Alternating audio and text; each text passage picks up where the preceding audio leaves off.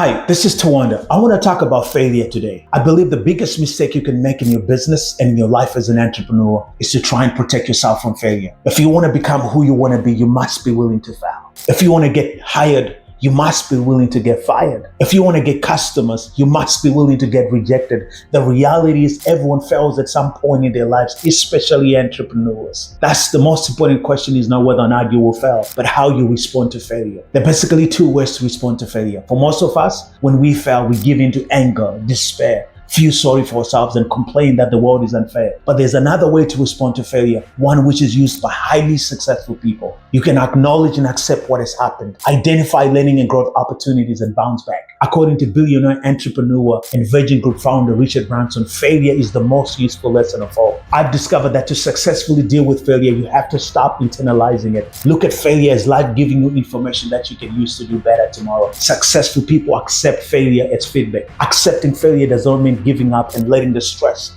and frustrations take over. It's about acknowledging that something has not worked as expected and then leaning in to experience the full range of emotions that come with failure, but also trusting that you will bounce back. I am not suggesting that this is easy. It's not. It's very normal to react to failure with symptoms of anxiety, as long as that anxiety does not paralyze you. I'm sure that when Steve Jobs was ousted from Apple in 1985, the company he co-founded, he must have felt awful, mad, and a little bit discouraged. But what he did next is what separates successful people from everyone else. He went on to found Next, and if you have studied his life story like many have, you know that the rest is history. Steve Jobs returned to rescue Apple from near bankruptcy in 1997, and by the time he died in October 2011, had built it into the world's most valuable company.